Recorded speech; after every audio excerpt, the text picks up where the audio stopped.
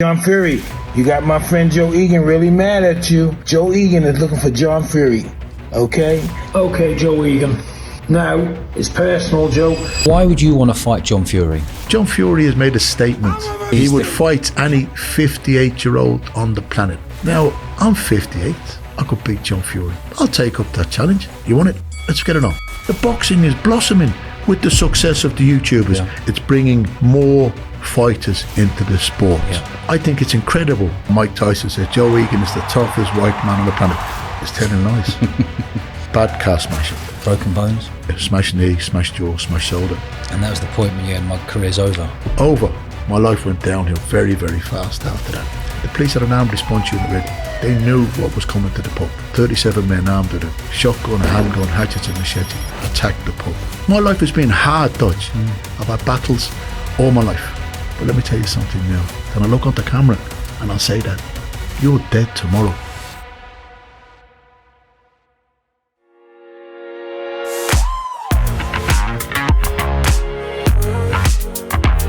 Joe, welcome to the show, mate. Dodge, thank you very much. Yeah, it's been a long time coming, this one. Yeah. Very much looking forward to it. Let's roll all the way back, Joe. Where did you grow up? What's that feeling like, knowing that Mike Tyson called you the toughest white man on the planet? I just want to clarify something there. I sparred with Mike this particular day. There was 4 white sparring partners. Some days there'd be some black guys, but this day there was 4 white sparring partners, and he knocked 3 of them out. I was number 4. I got battered from pillar to post, but I never got put down. And at the end of the spar, Mike Tyson said, Joe Egan is the toughest white man on the planet. Far, far from it. I was the toughest white man in the gym that day. But what a compliment from a man like Mike Tyson. Like, if you're going to get battered, you might as well get battered by the best. I got battered by the best heavyweights of my era. Yeah. I got battered by Mike Tyson and I got battered by Lennox Lewis. But it was an honour to share the ring with both of them because they achieved what every fighter dreams of achieving, winning world titles. When I climbed into the ring, I dreamed the dream. I wasn't anywhere near good enough to win a world title. I won Irish titles, which was a major achievement for me, and it was a great honour to be Irish champion. But to share the ring with 2 of the greatest heavyweights of all time, the 2 great heavyweights of my era, and just to be able to say that they're my friends after all these years is a wonderful feeling. Yeah. But that's the greatest thing about the sport of boxing. First and foremost, it gives you self-respect. Then it gives you respect for your opponent. And that's such an important thing in life to have, self-respect and respect for others. And discipline. Well, the discipline, for the sport, you have to, because when you're getting hit by heavyweights like Mike Tyson, they really hurt. You know, it made me cry many, many times, Dodge. Made me cry many times. He did? He did, yeah. Wow. Yeah. My mum used to speak to him on the phone. Oh, Mike, thank you so much for looking after my son. He was battering me week in, week out. But she didn't know that. She didn't know that, no. And he visited her many times in Dublin. And to walk through the streets of Dublin with a man like Mike Tyson, to walk any street with Mike Tyson, I'm very proud to say he's my very good friend. Yeah, he speaks very highly of you. I'll tell you who we had on last week. We had Michael Francis.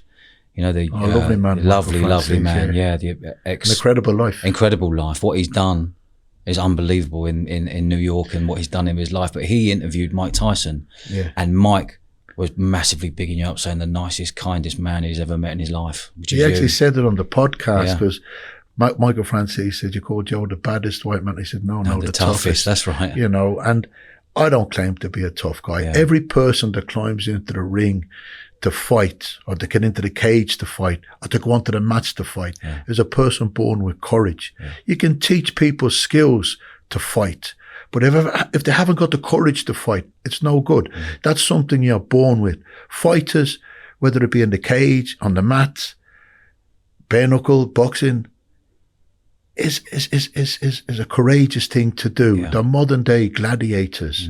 Years ago, they would go into the arena with swords and spears and fight to entertain the crowds and fight to the death. When you get into these fights today, they're not fighting to the death, but it's a contact sport, fighting. It's to entertain the crowds, and fighters are modern day gladiators. Yeah. And I admire and respect all forms of fighting. Yeah. I just happen to love the sport of boxing because I'm an ex-boxer. Yeah. But it is, to me, the greatest sport in the world. Yeah, agree. Agree. So where did you grow up? There's just Dublin. In Dublin, okay. Yeah, my mum is a Ringsend woman. My dad was a Dundalk man, and they had 7 children. I'm the eldest of 7, and my dad came to the UK to work like a lot of the Irish. Ireland's greatest export has always been its people. Yeah. You know, they say it's Guinness and Waterford Crystal. It's not. It's people. Yeah. You know, wherever you go in the world, for such a small nation, we've made some impact around the world. The Irish are everywhere. You know, we're an incredible race. And I do tell people there's only 2 kinds of people in this world: Irish people and those people that wish they were Irish. But quality. Yeah, but no, we're a good nation of people, you know. Yeah. And my dad came to the UK to work. What rough year did he come over here? Oh, he came here when he was 17, and then he came back to Ireland. Oh, okay. And he met my mum when he was 20. She was 15. And backwards and forwards to Ireland, like you do when you come over. You still want to go home and still put your feet on the ground in Ireland, like, you know. And they eloped when she was 16. He was 21, and they had 7 children. But she didn't like to leave Dublin. Yeah. She didn't like England, and she didn't like America. My dad worked in England and he worked in America. She visited both countries, but she couldn't wait to get back to Dublin. Yeah. And we used to come and visit him here when he was working in London and Manchester and Birmingham, and as kids on our school holidays. And I got bullied as a child, you know, because I had the Irish accent when I came to the UK. I got my 2 front teeth knocked out in Manchester on the day I made my Holy Communion. I was 7 or 8 years of age, and 2 of the bully boys were 15 or 16. They tried to take my Holy Communion medal, so I held onto my medal, and they knocked my 2 front teeth out. All my years boxing, I only ever had 1 tooth knocked out. I had a hard time with the bullies, you know, all my life. And when I was in England as a child, I picked up the English accent so I could mix in. And then when I went home to Dublin, I got bullied in Dublin because I had the English accent. So when the bully boys would finish beating on me, rather than beat on my brothers and sisters, I used to jump back in and say, no, don't hit them, hit me more, you know. And as a child, I could absorb a beating because I got battered by the bullies. So then my dad, he said, you got to learn how to box, son, you know, to stand up to the bully boys. And I said, okay, Dad. So me and my 2 brothers, we went down to the boxing gym, and I wasn't much good. I've never been much good. I was just tough. But I had to grow up tough because getting battered by bullies. And in the boxing ring was actually quite safe for me. There was only 1 man hitting me. Even if it was Mike Tyson, it was still just 1 man. You know, and you had a referee in the fights. When I fought Lennox Lewis, I got battered by Lennox, but I had a referee. You had a break in between rounds, you had cornermen, you had medical care. You don't have that luxury when you're getting battered by bullies. Yeah. You know, if you were fortunate enough to be able to get home to your safe haven, close your front door, you were lucky if they didn't catch you. But now they've got bullies bullying with the internet and the mobile phones, and it's horrible because, see, with a physical beating, Dodge, right? You get an arm broke or a nose broke or a jaw broke, they will give you a time where this would heal. See, emotional torture, emotional pain, there's no time scale of when it's going to heal, you know. And these bullies, these internet bullies and these mobile phone bullies, I don't like bullies, Dodge. No one likes a bully. No one likes. And if you speak to most boxers, I've been all over the world, I've fought all over the world. Yeah. You speak to most boxers, it's a similar story. Similar, isn't it? It is very, very similar, you know. And same with the gangsters, and same with the bank robbers. And there's always been trauma as a kid, whether it's bullying or something going on. The most violent people I know got bullied as a kid. Yeah. It's horrible. You know, so when I started the boxing, we started in a gym in London as a kid. My dad was working in London, went to the Old Sphere Boxing Club as a child, and made friends with Keith Druitt and Mick were the trainers there, Mr. Parmenter. Frank Bruno boxed for the club as a child as well. And did you say Earlsfield? Earlsfield, Did you? Okay. Yeah, near Wandsworth, okay. Near Wandsworth. We were only kids. We were like 10, you know, 10 years of age. And then when I came home to Dublin, I thought, well, right, okay, because my dad encouraged us to go. So he was in London at the time.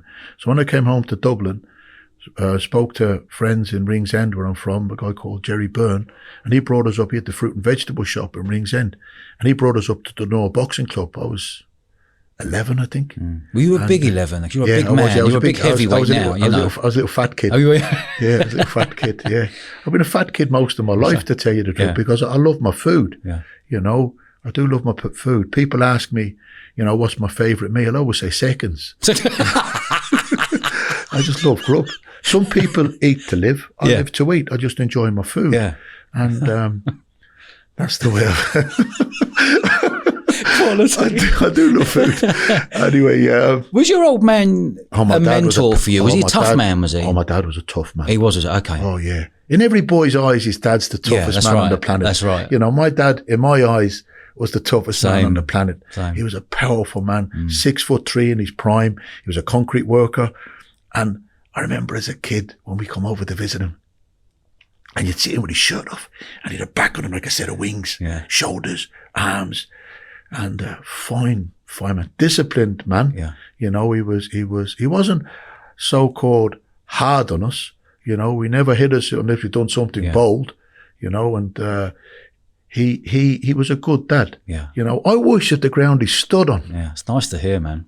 I lost him in 2022. Did you? Mum and Dad went the same year. He went on the 24th of April on his 85th birthday. My mum went on the 28th of December. Horrible year. But all they wanted to do was to do him proud, you know. So when he encouraged us... Were they the same age when they passed? 5 years, 5 years between younger. them. Yeah, okay. My mum was 5. My mum went on... She was 80. My dad was 85. But, how did they pass? My dad got Alzheimer's, and it was sad to see, because he'd said to me years before, because of the concrete work, he got his hands, and he got the Kuipers in his hands. I remember taking him down to London to get the treatment on his hands, and he said to me, he said, "Son, if the day ever comes," he said, "where I can't clean my backside," he said, "it's time to go."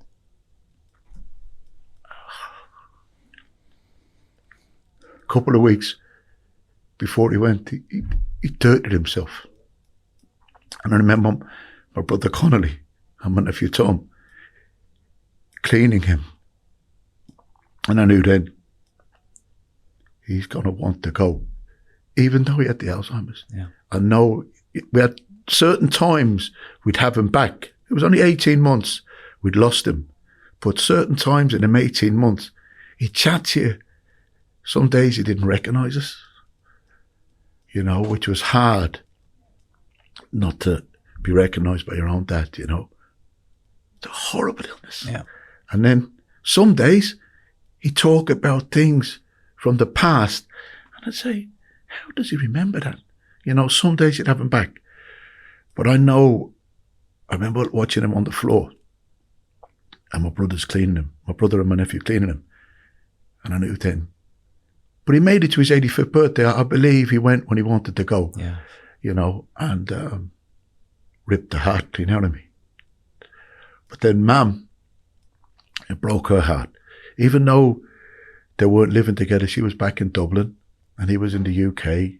He'd been backwards and forwards to America, but he'd worked his working life in the UK and England. And he loved this country, same as I love this country. Yeah. This country has been good to me and good to my dad and good to my brothers and sisters, because he made a good living here to be able to provide for us, you know. And she went downhill, my mum, when my dad passed, and I just think she gave up the will to live. Because like I said, they didn't live together, but they adored each other, you know. She wore her wedding ring with pride. There was no one else in either of their lives.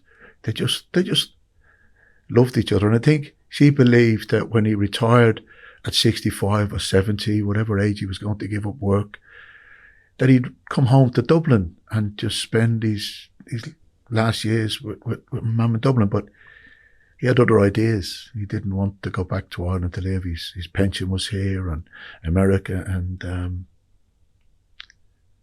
he just spent these last few years here. But when that dementia hit him and we saw him going down, you had to remind him to eat, because if you don't remind people with Alzheimer's to eat, they won't eat. Was he in a home or was he still at home? No, it was my brother and my nephew were looking after him. Wow, he lived with my brother, and my nephew would call every day, and my brother, they minded him very well, but he minded us. Yeah. Even though he was away a lot of years working, he always sent the money home. Yeah. We might not have had chocolate biscuits, but we'd have a biscuit. Yeah. We might not have had, the best of food, but we were all fed. Yeah. We always sent the money home to my mum. And my mum could make a feast out of nothing.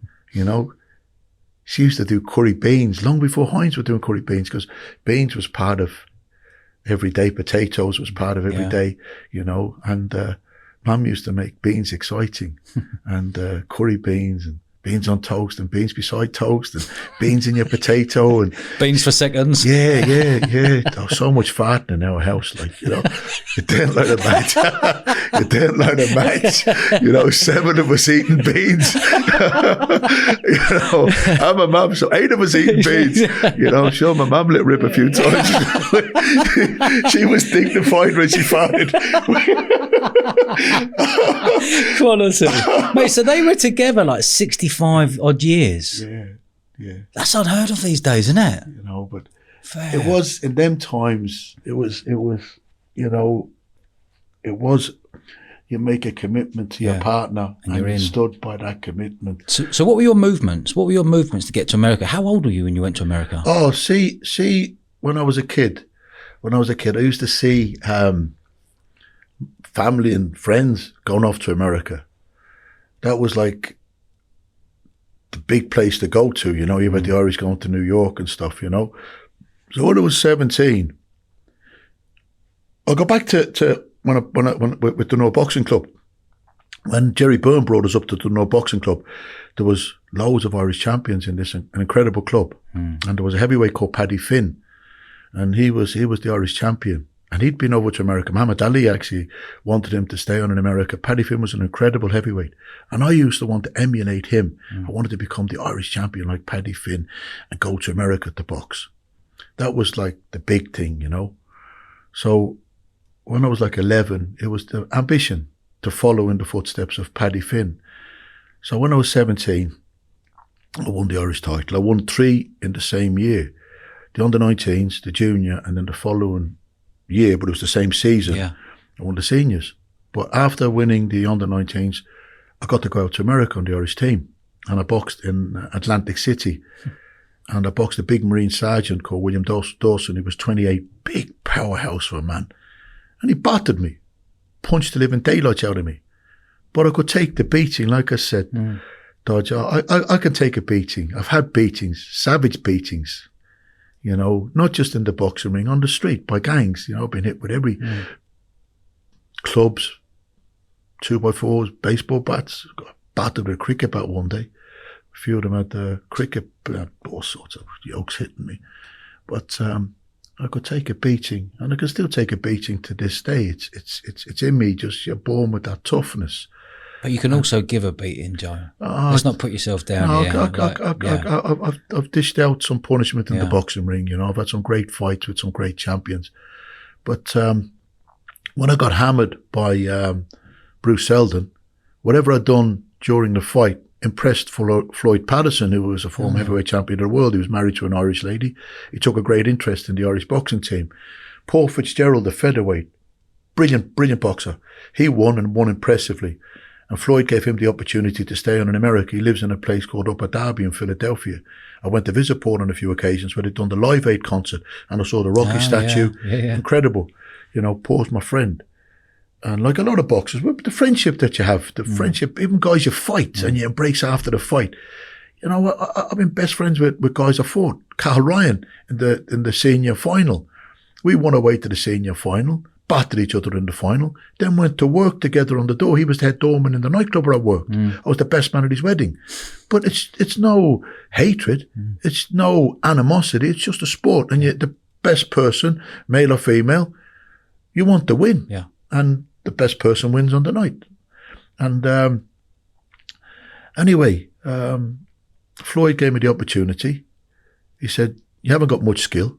He said, but you got a good chin and you got an abundance of courage. He said, would you like to stay on in America? I said, I'd love to. It's like, this was like a dream. Yeah, absolutely. You know, I wouldn't have had the money to go back, Dodge, you know, 17-year-old boy. I was working the doors at 15. I left school when I was 14. Whereabouts in the country working the doors? Dublin, I worked the door on Leeson Street. Leeson Street, yeah.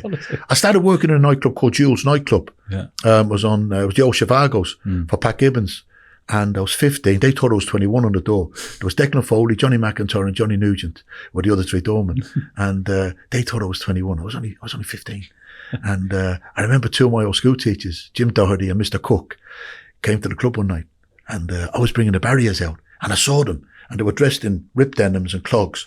And clogs, like wooden things. Wooden clogs, yeah, they were very trendy. Oh, were they? At the time. Like, going back. That's like the equivalent of Crocs these days, isn't it? Yeah, they had a poncho on and ripped denims. And Jim Doherty was my physics teacher. Mr. Cook was my English teacher. But you could call Jim. He was cool. Yeah. And so Declan Foley said, "Excuse me, guys, the dress code isn't ripped denims and ponchos and clogs. We're ever so sorry." And I sort of looked down and stood back. And Mr. Cook, very posh English teacher, he said, "Don't you just buy our clothing attire? We're school teacher." And next of all, he saw me and he went, I was just about to say it's a teenage disco. I've stepped out and I've pushed Declan aside and I'm sort of winking at the two teachers. I said, "Hello, Jim." I said, "It's all right, Declan. These were my school teachers when I left school years ago." I only left the year before, 14. So I've ushered them in. Yeah. So Mr. Cook said, "What are you doing here, Joe?" I said, "They think I'm 21. I'm on the door here. I'm security. Say nothing. Go up and enjoy yourself." Brilliant. Right? And I would tell that story to friends when I worked the doors. Yeah. But Declan Foley was a head doorman. Johnny McIntyre and Johnny Nugent. So when you were in America then, he said you stay on. I want you to stay on. Yeah, stay on, because like I said, I wouldn't have had the money to come back. So I phoned my mum. I said, "Mum," "I'm going to stay in America." I had no phone number for my dad. I didn't even know what part of the UK he was in at that stage. And there was no mobile phones then. So I phoned my mum home and I said, "Mum," Floyd Patterson has given me the opportunity to stay in America. "Oh, son, you'll never come home." I said, "I'll be home next year, Mum." I said, "I will come home." So he took me to Gleason's gym and there was Al Gavin and Bob Jackson, two of the men that had the gym. They had done business with Cuss. And Customato, yeah. Really? Did you get to meet Cuss? Oh, yeah, I lived with Cuss. Did you? I'll tell you now in a second. Yeah. So I got a sparring session that day in Gleason's with Art Tucker, and I can't remember the other heavyweight's name. And I gave a good account of myself, you know. So Al Gavin and Bob Jackson said, "There's a young heavyweight in the Catskills called Mike Tyson, and he's looking for sparring partners." So I went, "How do you mean the young heavyweight?" They said, "He's 17. I was so happy to hear 17 because, like I said, I've been so used to fighting men. And the American that had given me the beating the week before was 28, big Marine sergeant. So I said, "Yeah, I'll have some of that." I didn't know who Mike Tyson was. Mike Tyson was knocking men out left, right and centre. I didn't know this. He'd sparred with Frank Bruno when he was 15 and battered Frank Bruno, and Frank Bruno had battered him. So they had given so much praise to this young heavyweight. And Frank Bruno, at the time, 20, powerful man. Yeah. And him and Mike, savage sparring sessions. And so I believe. But I didn't know this. Yeah. So when I got to the Catskills, and I met Cuss and Camille and Marnie and Tom Patty and Jay and the Hilton brothers and some other fighters that were there, it was such a warm welcome. And I thought, how beautiful is this up in the Catskill Mountains on the Hudson River? It's supposed to be where Rip Van Winkle slept for so many years. It's so tranquil and peaceful and beautiful. And I thought, wow, this would be like a home from me. Next of all, I met Mike. I was introduced to Mike. He came over, embraced me, welcomed me. And I'm looking at him and he was smaller than me. Yeah. Several months younger than me. What is he, 5'10"? I'm 6'1". So he was a couple of inches shorter than me. So he spoke with a bit of a lisp. And I just thought, he's smaller than me. He's several months younger than me. I'll batter him. Right? But I didn't know what he was able to do. I didn't know what he was capable of at the time. And we walked and we talked and he was fascinated with the history of Irish boxing. He's like a walking encyclopedia on boxing. And he loved the history of the Irish fighters. He loved the history, particularly Barry McGuigan at the time, because Barry had the relationship with Mr. Eastwood, who when I went professional, I signed with Mr. Eastwood. So he was fascinated about Barry because his relationship was like father and son. Yeah. And at the time, Mr. Eastwood and Barry like father and Was son. it? It was very, very wonderful at the time. They had a fallout towards the end, which was sad. But Why? at the time, Why did they fall I don't out? know. I don't know. There was all sorts of talk going on, but I don't know. And I wouldn't like to comment either because Mr. Eastwood was a kind, decent man, and Barry McGuigan's a kind, decent man, you know. But whatever happened during their relationship and managerial, you know, time of Barry, it went sour, and it was sad to see. Yeah. Why, you know, being Irish, money. Who knows? Who knows? You know, but it normally is. It was money, sad, isn't it? yeah, usually, but it was sad to see because it was so wonderful, and with him being the Irish world champion, and like I said, the relationship that they had was special, but it went sour. But anyway, me and Mike, we became instant friends, and we walked and we talked. We had that night. Went to watch footage of the fights that he had access to. He had access to Jim Jacobs and Bill Caton's library of fights, which was the biggest in the world. And Mike was watching them on old cine reels, and it was incredible. And he used to, like, he'd say, if that left hook landed, man, that would change the history of that weight division, you know. And to Mike, there wasn't enough boxing to watch. Really? Oh, he lived for it. Oh. There's only so much you could watch, but he could watch it and watch it and watch it. He lived for it. What sort of year are we talking here? 83, 84. 83, 84. Okay. Yeah. And it was incredible. Like I said, the warm welcome. The next morning, went jogging together, and Mike was an incredible runner. We jogged for a mile, then he took off like a gazelle. And I was still feeling so confident. I just looked at him and I thought, I've got your measure. Yeah. You know, I really believed it. Come back to the house after our run, rested up, bit of breakfast, get ready then to go to the gym mid-afternoon. And suddenly, all these big powerhouses of men appeared. They were in a different part of the grounds. And we were in the main house. We were boys. Mike at the whole top of the house. His room was incredible, right? And he used to sit on the exercise bike and watch the footage. And just wonderful memories. And anyway, we're getting onto the minibus to get out to the gym. And these men were walking very somber. You know, I'm a boy, happy as Larry, full of the joys of life, thinking I got his measure. Yeah. But these men knew what was coming. I didn't. Stupid Paddy here didn't have a clue what was coming, you know. So I got onto the minibus, travelled down to the gym, got into the gym, got bandaged up, shadowboxing, warming up, and then Cuss went, right, glove up. I'm looking around, well, where's Mike? And then I look into the ring, and he's pacing the ring in a pair of shorts with his shirts off. I'd never seen a physique on a 17-year-old boy like it in my life. I hadn't seen him stripped to the waist. His neck, his chest, his biceps. When he turned around, his back. Incredible physique. Then Cuss pointed to one of the men to get in, and he was knocked spark out. First punch. And I tell people, I'm not ashamed to say it, I ruined a pair of underpants. I put the underpants at that moment in time. I shit myself. I kid you not. Oh yeah, straight away.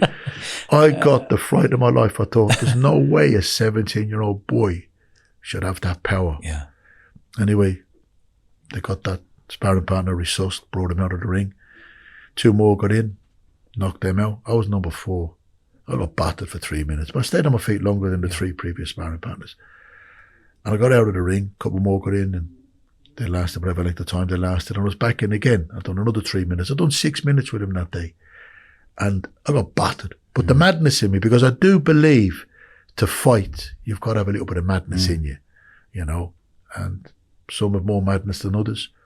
But the madness that was in me, I believed I'm going to get the better of you one day. I never did. I stayed on with it for 2 years. And I loved every moment of it. Yeah. Like I said, he made me cry so many times. But the friendship that we built at the time has still stood the test of time. Yeah. And it will. 40 years later. 40 years later, we still laugh and joke together, you know. And one day, he said to me this particular day, after 22 years of friendship, we were together. And he said, how's your mother doing, Joe? I said, she's not so good, Mike. She had a lump removed from her neck. My Uncle Brian died. My brother at 47 with cancer, and he wasn't even a smoker. My mum was a smoker. So I said, I'm a bit worried about this lump, Mike. He said, let's go and see her mother, Joe. So we landed in Dublin. It was hysteria. I bet. Oh, my God. What year was this then, Oh, God. roughly? I can't remember. In the 2000s? 22, so that would be 18 years ago. So early 2000s, mid 2000s. Okay. So because I was backwards and forwards to America, even though I wasn't boxing. So wasn't he banned from coming in the UK? But it was 2012. They changed the law in 2012. Did they? And he was in the UK in 2012 because I was with him with Scott Welch, and they changed the law. Anybody with a four-year or more sentence can't come into the UK. Mike's got a 6-year sentence, which is it's wrong to do that to the man. Yeah. He served his time. Yeah. You can't keep punishing people. Yeah. If you punish them for doing a crime, and I think it was wrong what they done to him. What did they do to him? They done him for a charge, you know. And I was a character witness for that case. Desiree Washington, she was a Sunday school teacher, teaching children the principles and morals of life. Yeah. He was judging a Miss Black Beauty pageant, and he was a big star. Yeah. And she went to a married man's room. Right. Right? All right, a married man with a reputation as a womanizer. Yeah. She wasn't a principled woman, because why would you go to a married man's room? Yeah. You know, you're teaching children the principles and morals of life. You know, so she went to his room. She was out dancing the next day. She was bragging to her friends that she was Mike Tyson's new girl. And he walked in to the club with another beautiful black lady. Yeah. And she was scorned. Right. And her roommates laughed at her, and she felt that she'd been used.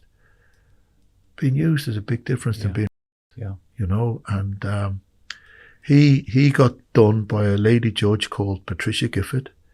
And shortly before that case, one of the Kennedys was after beating charge. And I think that if they'd have let Mike off, the Kennedy case would have been dragged up again. What was it feeling like when you brought Mike to Dublin? Incredible. What year roughly we talking? Oh, God. Did you I remember 22 years after speaking to my mum. Anyway, we landed in Dublin. Yeah. We landed in Dublin, and me and Scott, Mike, my wife, she was my wife at the time, my wife now, and we landed in Dublin, and we got picked up in the Hummer. Jerry Hutch picked us up in the Hummer. There was hysteria in Dublin Airport. I bet. And did they know he was coming in?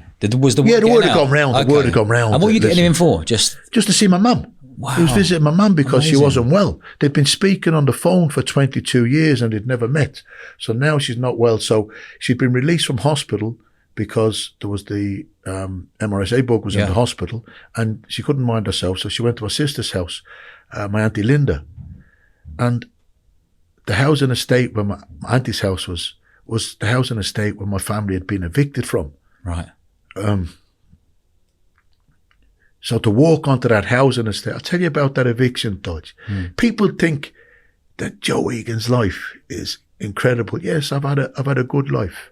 I've had a hard life. Yeah. You know, I've had to endure things that I've been shot a couple of times. I've been stabbed a few times. About the royalty out of respect, about the no man out of fear. Yeah. And even the shirt I wear, there's 2 spellings of the word fear. The fighter spells fear, face everything and rise. The person that doesn't want to fight spells it, forget everything and run. Yeah. You know, and I've been a fighter all my life. Win, lose or draw, I'll fight. Do you understand? I'll give it a go. I won't be bullied and lay down. Yeah. And when we were kids, me and my brothers, we used to buy a bag of logs for £1.50, and we'd chop the logs into sticks, and we'd get the inner tube of a car, and we'd cut the inner tube of a car across like that and make a big elastic band and put the elastic band around a bundle of sticks, and we'd sell this bundle of sticks for 25 pence. So we would make £7.50 out of a £1.50 bag of logs. And me and my 2 brothers done that for a couple of years. Little boys making a few pence. But then the council said that we were running a business from the council house, and they put the rent up to maximum rent, and they backdated it for 2 years. And they said we owed them £6,000 in arrears for rent. Little boys chopping sticks. So when my dad came back from England working, he said, no, this isn't right. So he fought against the council and in the courts. And I was away at 16 boxing in Denmark. And the council made an example of my family because my dad had stood up to the council, which were bullies as well. Yeah. You know, they've since been proven that they were all in the wrong. And they evicted my family. I didn't know this was happening. I was in Denmark boxing in Esbjerg and Copenhagen. And I'm ringing home after my fights and I can't get an answer on the phone. So I rang my nana and I said, Nana, I can't get an answer on the phone. Somebody's in, 6 brothers and sisters and my dad home and my mum there. My nana started crying. She said, your mum's all right. She's not going to die. She'll live. And I said, what are you on about, Nana? She said, your mum's tried to kill herself. I said, no. My mum wouldn't do that. My mum's the happiest woman in the world. But what had happened is the bailiffs had 4 days of battles trying to get into my family home. And some of my dad's friends, Mickey Hudson, Brian Murray, Mac O'Connor, Matty Dunphy, friends that were my dad's pals that used to play the card games in when he'd come home from England, they all fought in the house against the bailiffs for 4 days and 4 nights. I didn't know this was happening. And after 4 days and 4 nights, my mum just took a breakdown. And she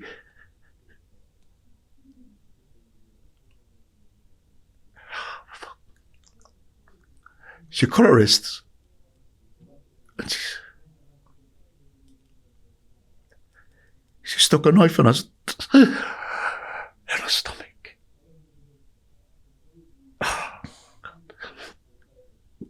Anyway, she survived, but she tried to kill herself because it was just too much. So when I landed back in Dublin and got picked up by the minibus, I got dropped to the bottom of the road where I lived. And the TD at the time, which is like an MP in England, is a member of the government, a man called Sean Moore. He fought for my family because what was going on was wrong. They've since named that road Sean Moore Road. So I got dropped at the bottom of that road. I had my suitcase and my sports bag. And I ran that road and came round. There was a big wall. We were number 6, Bremen Grove. And my dad was sitting on a rocking chair outside, minding their belongings that had been turfed out onto the street. All my boxing trophies all broke up. But after 4 days, the bailiffs couldn't get in. So the police were called in, the Garda. But my grandfather was a sergeant in the Garda. And my dad had respect for the police, same as I have respect for the police. You know, they have to be there. The police have to be there because otherwise we'd have anarchy. I don't like seeing them in my rearview mirror, but I know they have to be there, you know. So there was a front page picture of the chief of the Garda shaking hands with my dad because they didn't want to be doing this. Yeah. They didn't want to be doing this. We were a good family. My dad was a good man. Anyway, draw my case, draw my sports bag, and I ran. Braced my dad. All my boxing trophies all smashed. And my brothers and sisters were in family friends' houses because they were young. They would have been put into homes. Anyway, it was proven later on that it was a wrong thing to do. My dad had been in the right. They were wrong. Well, kids chopping sticks. Yeah.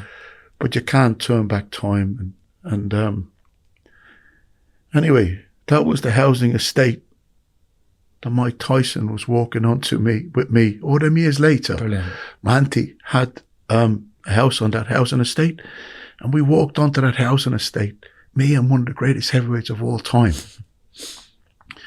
And it was just an incredible feeling.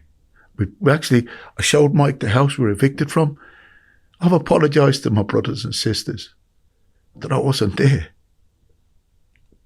But they say, you're away boxing for your country, you're away boxing for your city, you know, and you're doing us so proud. I probably wouldn't have made much difference being there, but it was horrible for them to go through that. Yeah. Because when my dad was away working, I was like the man of the house. The dad of the house. I was the man of the house. Yeah. And The brother. Anyway, I'm now on this house in estate with Mike, with Scott and Ruth, and in my auntie's house. There was a gang of my friends. Some of the men that had fought with my dad, they were there, you know. Mike knew the story, and I introduced them.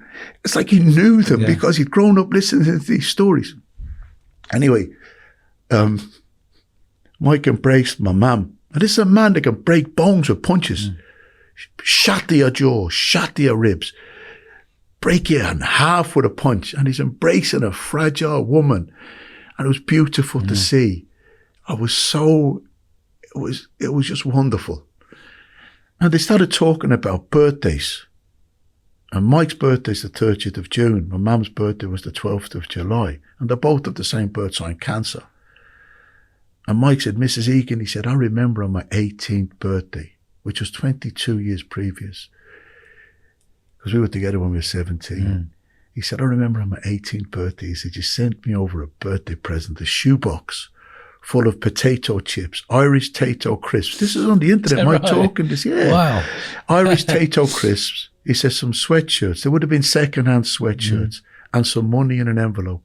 It would have been very little money.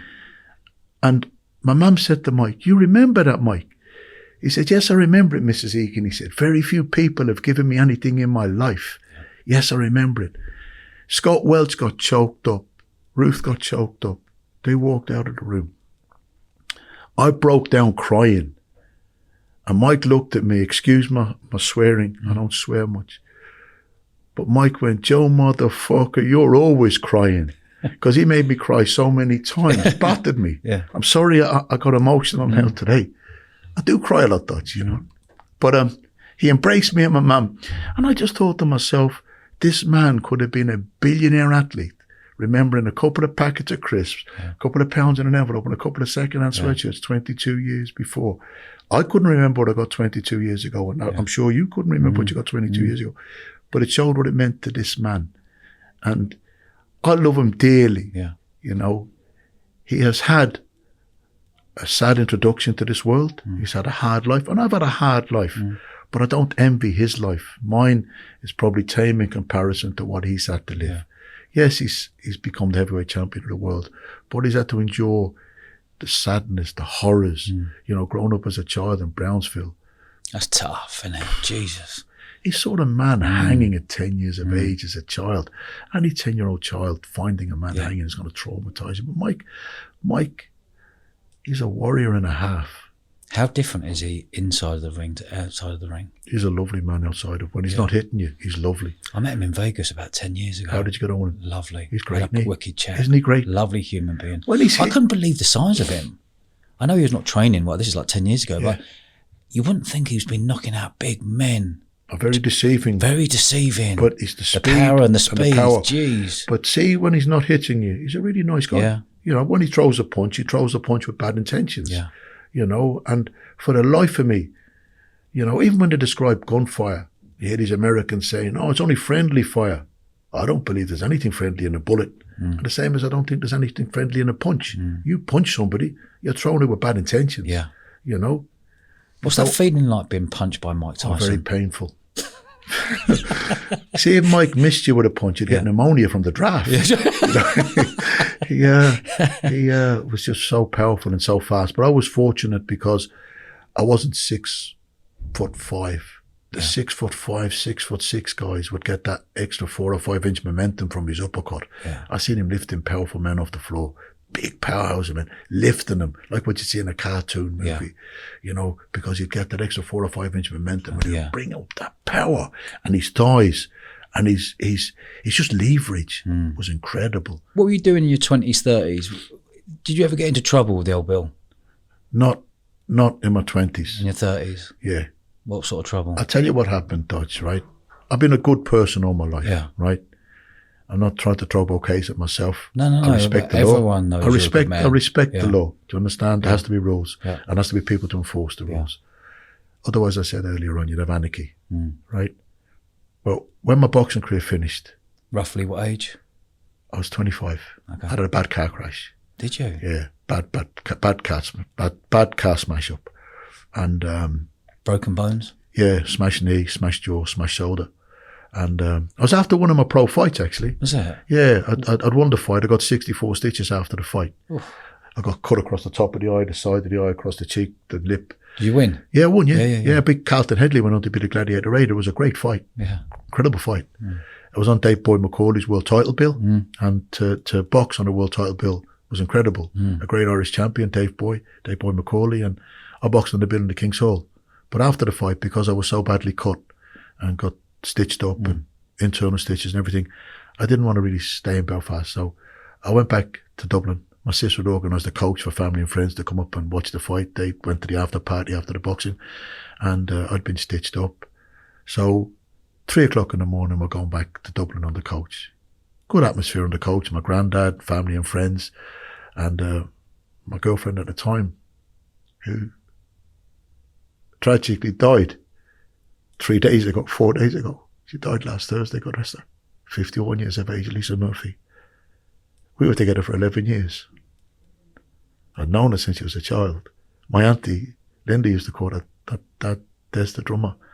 Her brother Paul died 30 years ago. So for Eileen and Des to bury 2 children, it's hard. But she fought stage 4 cancer for years. Brave woman. But she died last Thursday. She's out of her pain now. But she was on the coach. He'd come up, and my granddad was saying goodbye to us because we were getting off the coach at Parnell Square, and the driver said, "I'll drop you to the next set of lights." Save us a walk to the car. And my granddad wasn't going back to the house. He was going home, and then an old Mercedes taxi, like a tank of a car, came across the lights, broke the lights, went into a skid, hit us at the side of the coach and lifted the coach. My granddad, he fell. I grabbed Lisa, otherwise she'd been thrown against the windscreen of the coach, and she went unconscious in my arms, twisted my knee, damaged the bone of my knee, my shoulder, my jaw. But we were after stopping 10 minutes around the corner, 5 minutes around the corner to drop a friend of my sister's. My sister's an accountant, and her friend, David Mitchell, who was a doctor. We were after dropping him off on Dorset Street before we turned onto Parnell Square. This in Dublin. And when we had to go to the hospital, this is like 4:00 in the morning, he came on duty at 8:00. And he'd only left us 4 hours before. And suddenly there's a group of us from the coach in hospital. He couldn't understand what had happened. And we often joked afterwards, if we hadn't stopped to drop you off, we'd have been ahead of that taxi that broke the lights. But luckily enough, nobody died. The passenger in the taxi was badly wounded. And I was badly wounded. My granddad, he was hurt. And that was the point when you had, my career's over. Over. You know. What was that feeling like knowing your horrible, boxing career? Absolutely horrible. Yeah. And my life went downhill. Okay. Fairly fast, you know. And I didn't know what to do with my life because everything had been boxing. But I spoke to Paddy Finn, who'd retired from boxing because of his injury in the back. He had a trapped disc in his back, whatever injuries he had. And he'd come over to the UK to run pubs in Birmingham. So I was in 2 minds to go back to America or do I stay in the UK? I went to see Paddy Finn, and he gave me the opportunity to run his pub. And he sent me on courses. I'd done an MVQ course, 2 MVQ courses. I'd done a BII certificate, British Institute of Innkeeping, because I'd left school with 2 swimming certificates. I had nothing, you know, no really education. I believed the boxing was going to make me my fortune, Dodge. So suddenly now I've got certificates. I was top of the world, you know. And I ran Paddy's pub, the Dubliner pub in Birmingham, for 2 years. And then the opportunity came up to take a pub over in Erdington called the Lyndhurst.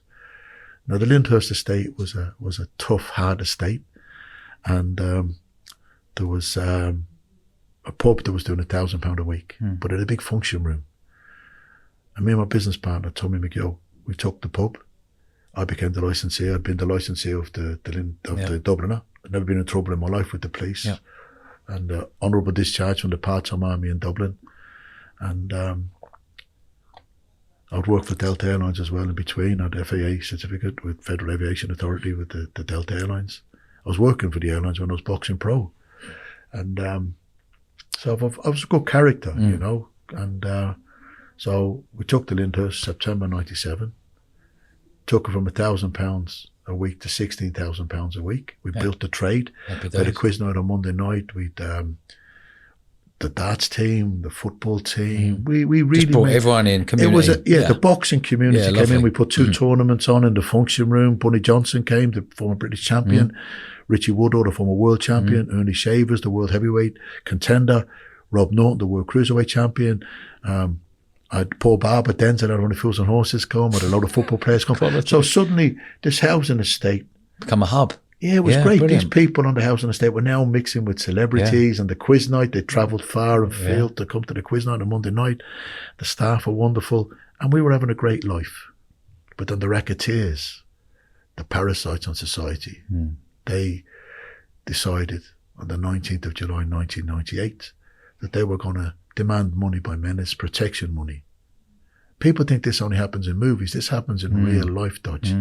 And they put a demand on me and my business partner, who's ex-French Foreign Legion, Medal of Honor winner, soldier and a half. I'm a fighting man. So we're proud men. Yeah. And they put a demand on the pub for £500 a week. So Tommy said, Joe, let's take it to them. I said, no, Tommy, my boxing life is over, right? That was my first bite at the apple. This is my second bite at the apple. Yeah. Some people don't get a 1 bite. That's right. I've now got 2. Yeah. Right? I'm not a vigilante. Yes, I'm a fighting man, but I'm not a vigilante. Let the police deal with this. So the police, all informed. Tommy wasn't happy at the time. But I said, look, Tommy, I'm the licensee. I'm the pillar of the community. I don't want to be seen as a thug like them. Right? This was thuggery. So the police knew what was happening. The following week, on the 26th of July 1998, the police had an armed response unit ready. They knew what was coming to the pub. 37 men armed with a shotgun, a handgun, hatchets and machetes attacked the pub. I was blessed with a Sunday communion on in the function room. But the pub was frequented by boxers, tough guys. Yeah. They used to come in, have their games of pool, have the jokes and the laugh about their careers. And one man in particular, a man called Steve Dalton, bravest man I ever met in my life. He was there that day. His wife, Tina, his sisters, Kathy and Lynn, they were in the pub. His family frequented the pub. So when this gang attacked, half an hour previous, I got a phone call from a friend of mine to say that these gangs are gathering. Now, this gang had been attacking and burning pubs. They actually burnt down 2 of Paddy Finn's pubs over the years, right? They were recognised as racketeers, scum. From Birmingham? From Birmingham, yeah.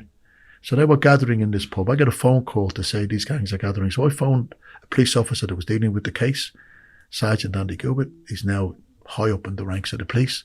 A good man, kind, decent police officer. And he said, Joe, I'm on my way to you. He said, I radio the station. I'll get officers to march through these pubs, disperse this gang. As he was on his way to me, this is fact, I'm not making this up. Yeah. As he was on his way to me, he got sent on a Mickey Mouse alarm call to the Bromford. Mine was a genuine distress call. They knew that there was men coming to my pub with firearms. They had an armed response unit ready. Yeah. 30 minutes later, there's 37 men on the car park at my pub with hatchets, machetes, handgun, shotgun. And they attacked the pub. Headlines in the newspaper after the incident had said, the Braveheart film made the attack on the Lyndhurst made the Braveheart film look like a Walt Disney movie. Yeah. It was a pitched battle. Blessings of God, nobody died. There was people lost limbs, hands chopped, legs chopped. I took 2 gunshot wounds. Steve Dalton, bravest man I've ever seen in my life. He ran at the bullets. I watched him. I hit behind a wall. I hit behind a wall. I'm not ashamed to say it. I got the fright of my life. Yeah. You know, I'd never been in a gun battle. Dalton ran at the bullets and took 2 gunshot wounds. When I visited him in hospital, he said, I'd done it for my wife and my sister, Joe. If the man was that got into the pub. So all kids and family were in the booze at the time. Yeah. It was horrific. The reason I got wounded is because a man called Tim O'Regan, a man that had fought in World War II, stepped out after Dalton had been shot with his hands up. He said, I know these boys, I can stop this. And as I stepped out to pull him back in behind the wall, the guy that was doing the shooting, I won't mention his name. Yeah.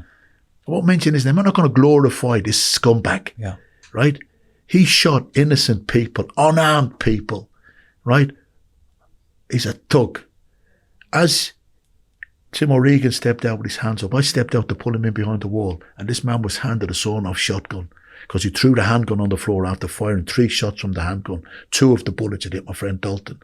He threw the handgun down, it jammed, and he threw it on the floor, and he was handed the sawn-off shotgun, and he blasted Tim O'Regan into the hip. He blew the hip clean out of a man that had fought in World War II, an Irishman that fought in the British Army in World War II, survived World War II, to get shot on the Lyndhurst estate by a lowlife, right?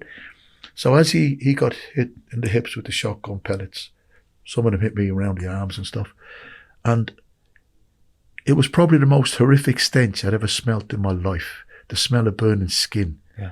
My skin, Tim O'Regan's skin, Steve Dalton's skin, in the foyer of the Lyndhurst pub, a confined space, and to smell this, it was a horrific burning skin stench. Anyway, after the battle, I had to go to hospital, I was badly wounded. And how long did this battle go on for? 30 minutes. 55 minutes before the first policeman arrived. Police station 600 yards down the road. They didn't want to know. Disappointed, let down. And this was all because you were standing your ground saying, I'm not giving you a monkey I got an a week. email. I'm not giving you 500 I got an quid a week. email from Andy Gilbert afterwards. I've still got the email. And he said, Joe, he said, I'm sorry that you didn't get the service you deserved on the day. And I'm sorry that your life spiraled out of control afterwards. My life went downhill very, very fast.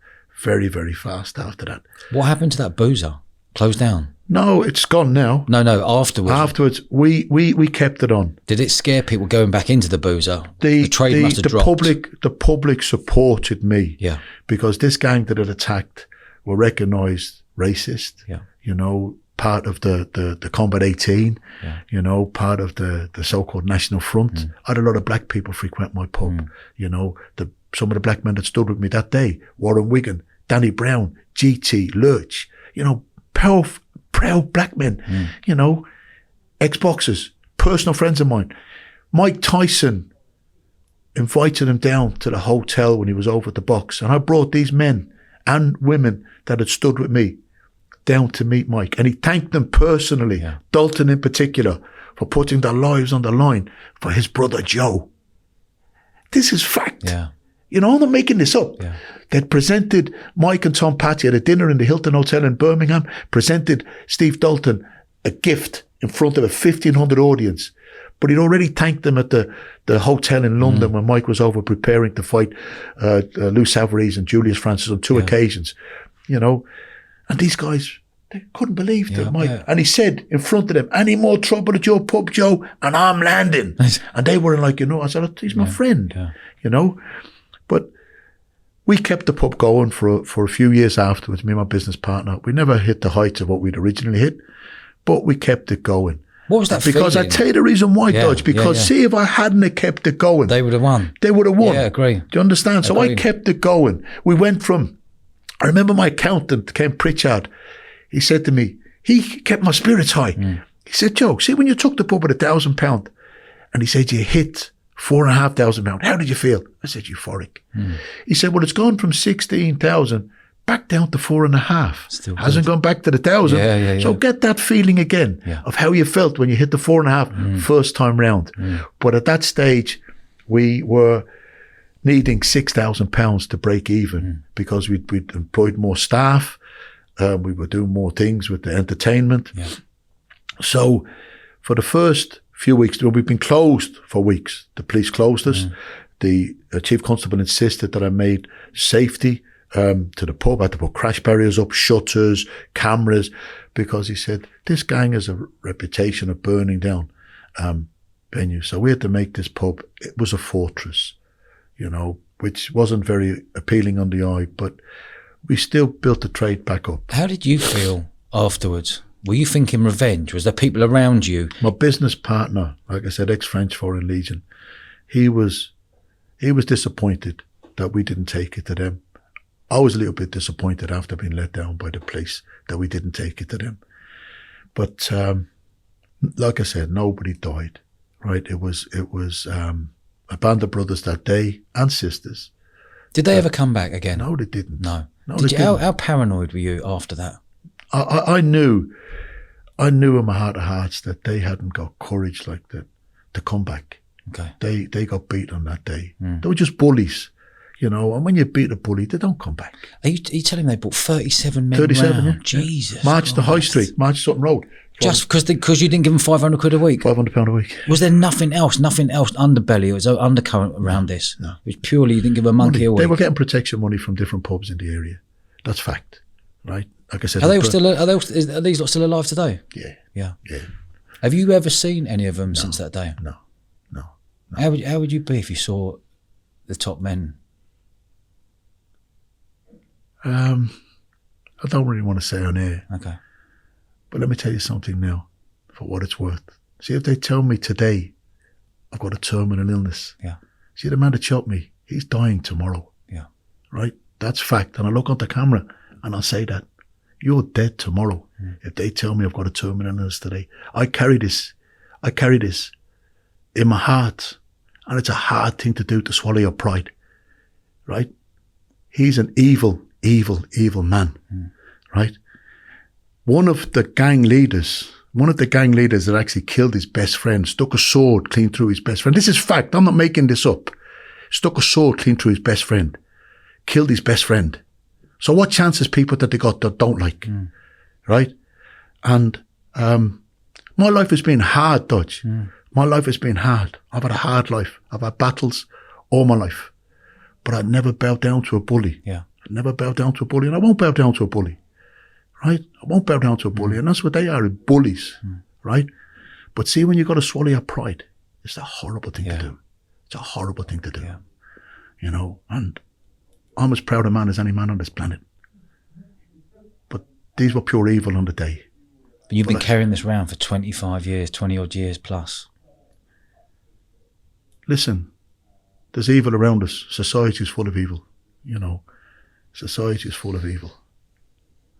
He's an evil man. You had no mask. You had no mask that day. Yeah. The rest of the gang wore balaclavas and scarves all around their face. But I knew who they were. You know, I knew who they were. But the guy that done the shooting had no mask. I've never said his name, and I won't say his name on air, because I'm not going to glorify him. Even in my book, I called him Jack Welch. Right? Because 5 people went to identify him after the shooting, and he walked free after 36 hours. And the sergeant that phoned me, Vicky Seville, phoned me. Sergeant Vicky Seville, a beautiful lady that had been wounded in gun battles. She phoned me. She said, Joe, I'm ever so sorry to inform you, but we're going to have to let this man go after 36 hours. When I was arrested after the battle, I was held for 48 hours. The man that done the shooting walked free after 36 hours. And Vicky Seville said to me, she said, Joe, you look out for yourself. You be careful. I said, they're not coming back, Vicky. They're not coming back. Right? I had a few threats over the phone. Because that's about the strength of them. You know, like most bullies. Yeah. They take a pasting, they're not coming back near you.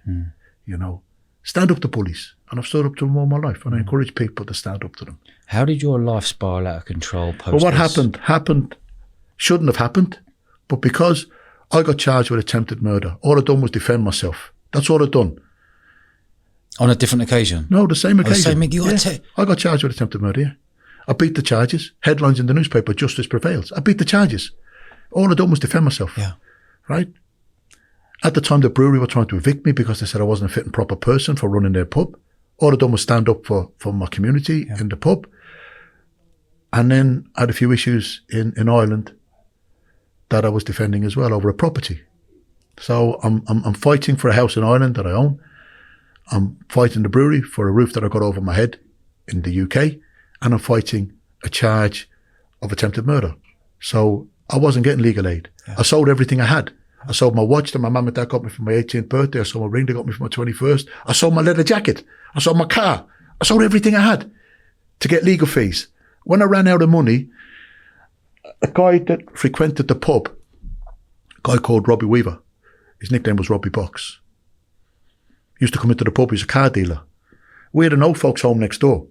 And we had people coming in from the old folks home. I had a man turn 100 and 101 in my pub. He used to come in with his son. His son was about 80. But the nurses and the carers used to bring these old people into my pub. And we'd have the drink so cheap. I don't even think we're making any money, breaking even. But it was just lovely to do this for old war veterans, people that had survived the wars. And it was just lovely. But this car dealer used to come in. He was like a Del Boy, Jack the Lad, and he'd buy drinks. And I thought he was a nice enough guy. But as it turned out, he was a rogue. And he said, Joe, he said, can I park stolen cars in your car park? Now, at that stage, I was so low, so scared of what was happening to me in my life because it was going down the drain so fast. Were you boozing as well at the time? I don't drink alcohol. I don't touch alcohol. I'm an Irishman that doesn't drink. My dad used to say, son, you're a failure as an Irishman. It's expected of the paddies to drink. I don't drink alcohol. Wow. I don't smoke. I don't drink. I've never took drugs. I don't gamble. Wow. I've worked all my life. Yeah. Even when I was boxing pro, I worked three jobs. Yeah. I worked the door in the pub, I worked the door in a nightclub, and I worked for the airlines. Boxing professional. Yeah. So now my life is going down the drain fast. To go from never being in trouble to charge with attempted murder, battling for a house in Ireland that I own, battling for a roof over my head in Birmingham. So when he gave me the opportunity to park stolen cars on my car park, I would have let him park tanks on my car park. Yeah. I was so desperate. And I was desperate. I regret doing it. And I live with the shame for the rest of my life. And I am ashamed of it. But I got involved in a crime because I needed money. Yeah. And the man that gave me the opportunity to do the crime, he eventually went police evidence and he set us up. And I got sent to prison. I originally got 2.5 years, but because I'd beaten the West Midlands police in a previous case, they wanted to punish me. And they tried to increase the 2.5 year sentence to 7 years. For what? For Just having stolen cars on your drive? four and the boozer? 4 stolen cars on the car park. It Surely should have been not. a slap on the wrist in the Surely community not. service, Yeah. but they wanted to make an example of me. So they tried to increase the 2.5 years to 7 years. They increased it to 4. See, when you're inside and they give you more time, it is a kick in the ghoulies, Yeah. like, you know. But the shame that I had was, like I said earlier in this interview, all I ever wanted to do was to do my daddy proud. And the only time I'd ever saw my dad cry in my life was when his dad died, and I was a little boy. And I came home from school, 4:30, me and my 2 brothers, and my mum was in the hallway, pacing the hallway. She said, get up to bed, get up to bed. I said, Mum, it's only 4:30. Batman's on at 5. She said, get up to bed. So Connolly went to his bedroom, and I sat on the stairs, looking down through the banisters with my arm around my brother Emmett. My dad came in from work at 6 o'clock. That hour and a half was like, just never, it was like, it wasn't ending. That hour and a half, when my dad came in, because I was so scared to see my mum like this, agitated and pacing the floor. So when my dad came in, she spoke to my dad in the hallway, and I saw him hold his head in his hands and cry. And I got the fright of my life. I'm cradling my brother. I'm watching my daddy cry. I'd never seen him cry before. He's the hardest man on the planet. He don't cry. But as it turned out, his daddy had died. And I didn't know what was going on. And I watched my dad break down and cry. When we found out what had happened, it was very, very sad. Wind the clock on. I'm on trial. I'm found guilty of a crime I was guilty of. Ashamed to say. I looked up to the gallery, and my dad, it was like deja vu. He had his head in his hands, crying. And I felt sick. Even now, telling you, Dodge, I still feel sick to think that what I did made him cry and had the same effect on him as when his daddy died. And I'm ashamed. I've never been in trouble since, and I will never get into trouble again. Do you understand? Because it made him cry. How old were you when you went into prison? 35. Because when I served 2.5 years.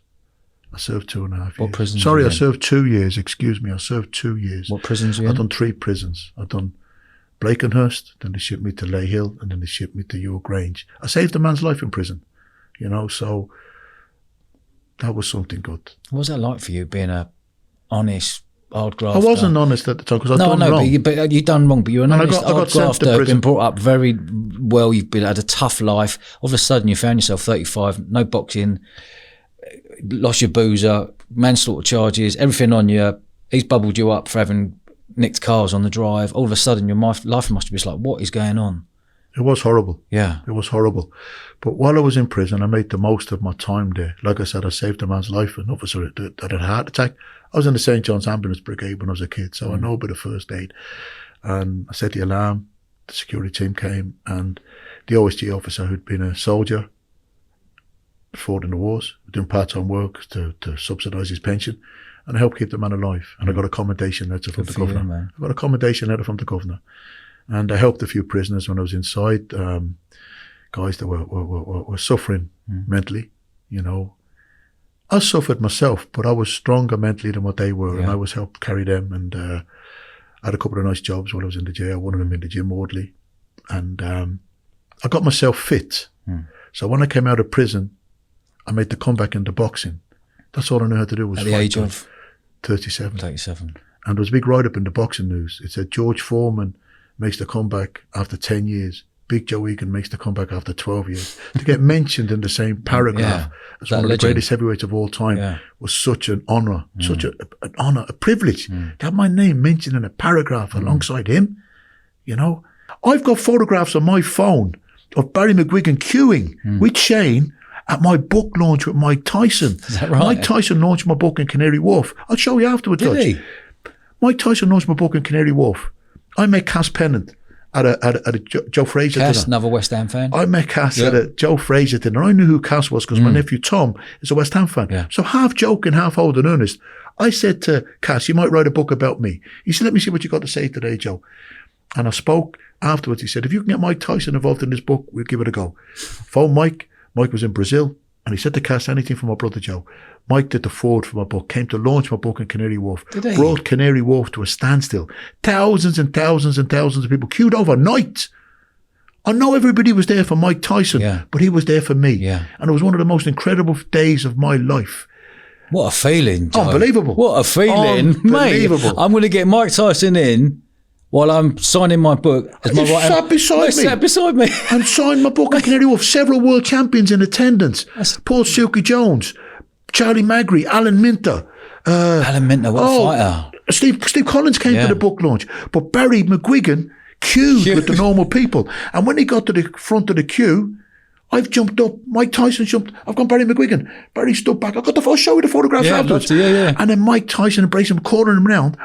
And Mike Tyson said to Barry, you're Barry McGuigan, what are you queuing for? But it shows you the humbleness of the man. Yeah. Shane was just in awe. That's just my dad. I went, your dad is Barry McGuigan. Yeah. That's no ordinary dad. Mike asked him to come back to the hotel so he could have a private audience with Barry. And I said to Barry, I told you, Barry, all them years ago, that this man adores you. Adores you. And Barry didn't believe it. I said, I told you, Barry, I don't tell lies. You know? But Barry queued, and I got the photographs on my phone. What a feeling, John. You know, incredible, incredible feeling. But the thing is, right, my life has been a roller coaster. Yeah. But I tell people, it's just my analogy of life, that when you're on a heart monitor, I've been on a life support machine. I was 5 days on a life support machine, 3 days on a coma in North Carolina. First place they ever had a life an ICU unit. Hold on. You were on a coma for 3 days? 3 days, yeah. Why? What? When? Who? It was just another incident in my life. Go on. I won't go down that road. I won't tell it. But I was 5 days. How naughty was that incident? No, I was five days in intensive care in North Carolina. 3 days in a coma. I've had run-ins with the Grim Reaper many, many times in my life. He hasn't took me yet. I fought him off a few times, right?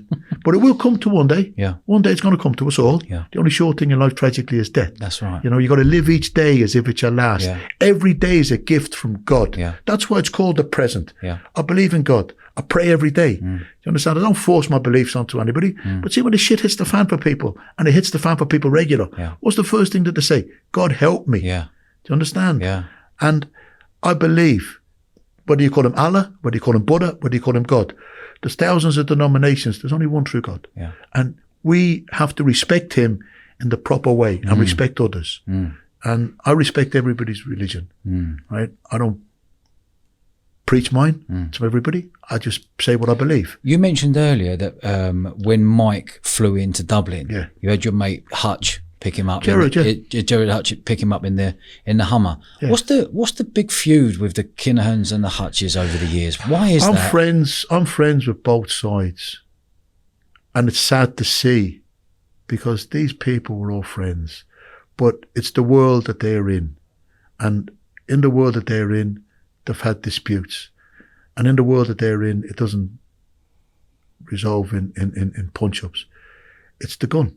Yeah. And tragically and sadly, there's people died on both sides. Friends of mine have died on both sides. I've tried my level best to keep the peace.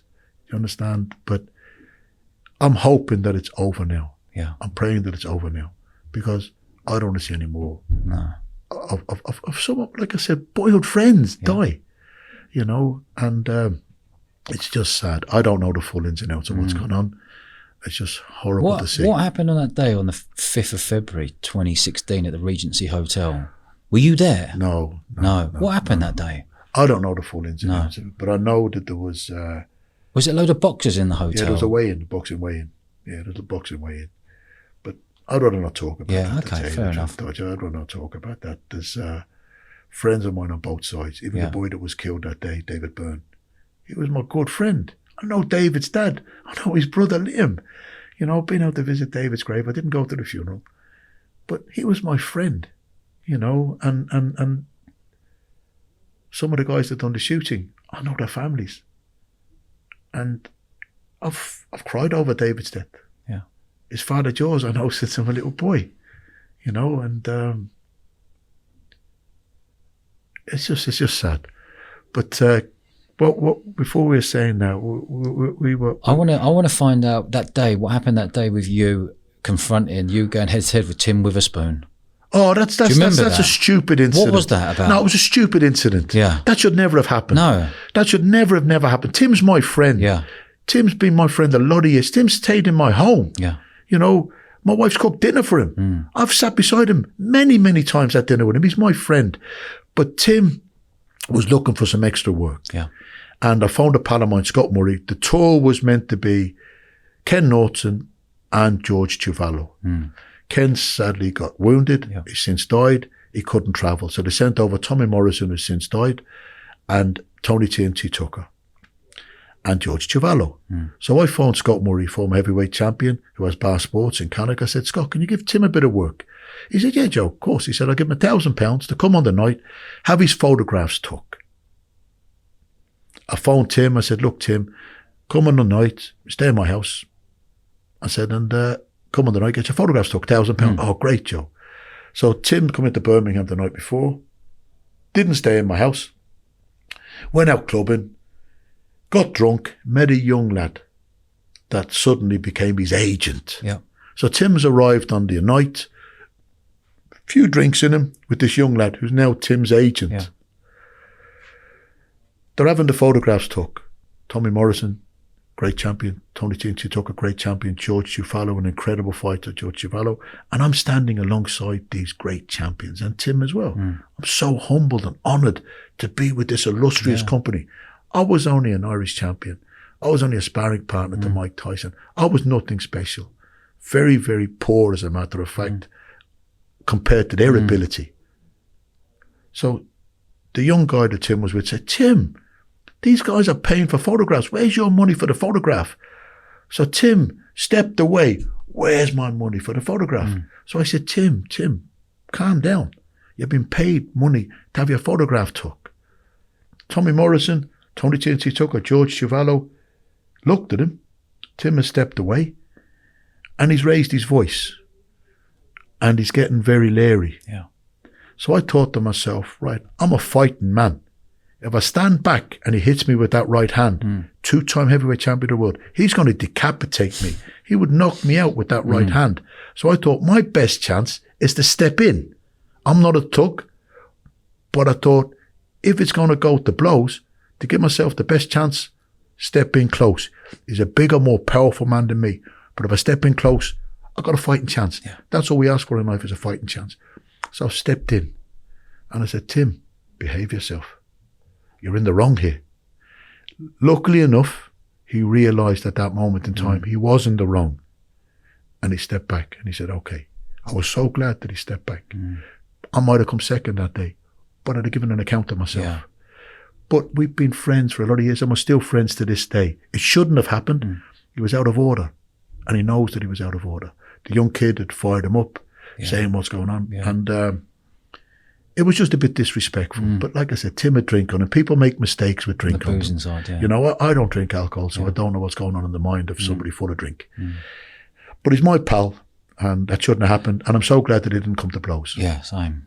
But he was an incredible champion of the world, Tim. Doesn't get the recognition he deserves as a great champion, but what an incredible fighter. What was it like getting in the ring with Lennox Lewis?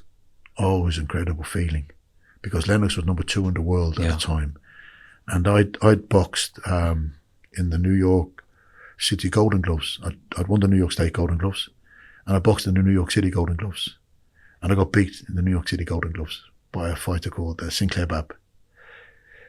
I'd sparred with him in Lake Placid, training on the New York team, and I felt at his measure.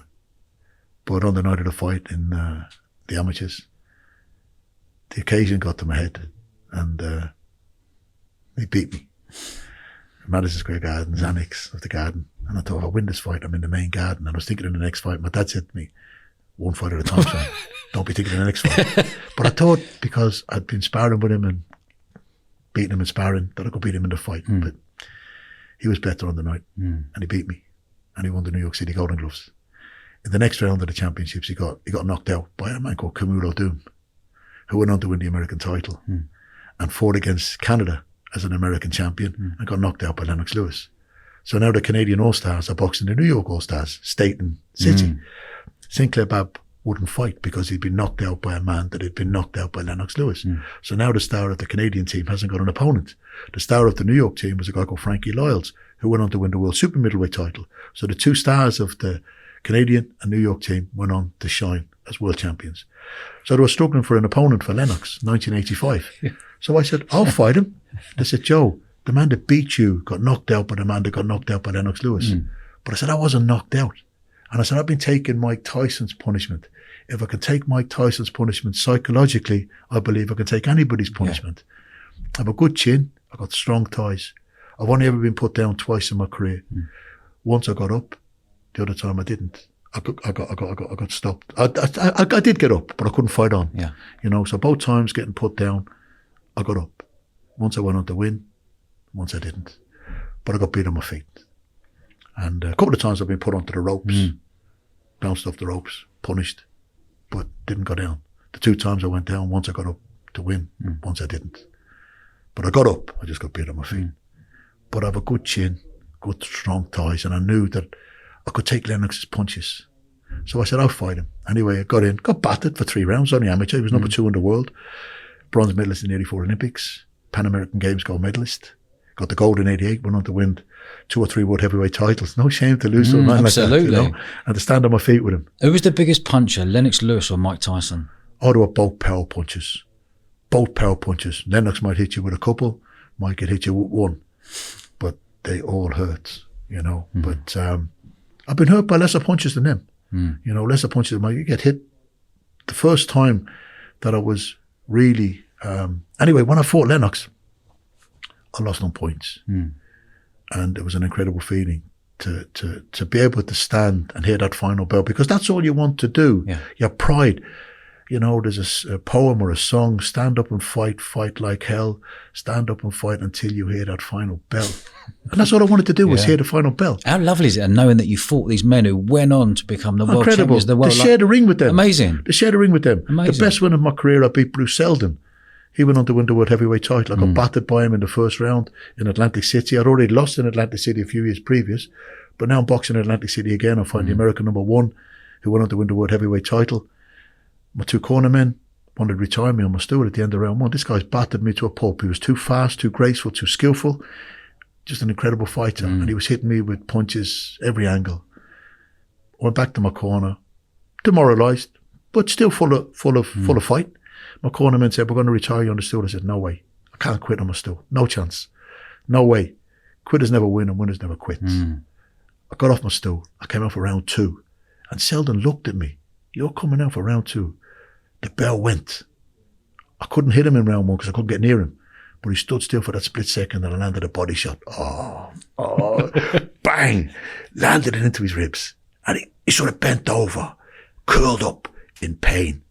And I thought, I can hurt you. Got you. I can get to you. and I went on to win the best fight of my career. There was 10 world champions in attendance. Jake LaMotta, Rocky Graziano, Joe Frazier, Juicy Joe Walker, Sandy Candler, Billy Conn, Vito Antuofermo, Floyd Patterson, Chico Vija, and there was 10 world champions in attendance, and we're fighting in front of an audience of 10 world champions. But Jake LaMotta, the Raging Bull, he was outside the ropes. Jake LaMotta, wow. Fighting the fight outside the ropes, and I was fighting inside the ropes. And Jake fell and hurt his arm and cut his eye. I didn't know this. I had my problems in the ring. I didn't know what was going on outside the ring. So after the fight, I have to go to hospital. I'm in the pain, the adrenaline's wearing off. And the ambulance is delaying. I thought, well, I haven't hurt Selden that bad. They're not delaying for him. But then Jake LaMotta was brought to the back of the ambulance. The Raging Bull. I'm sitting in the ambulance. I'm now going to share an ambulance with Jake LaMotta. He'd cut his eye and hurt his arm. I'm in agony. And he looked at me and he went, the heavyweight. Great fight, kid. Lovely. Best anesthetic I've ever had. The Raging Bull complimenting me on a fight.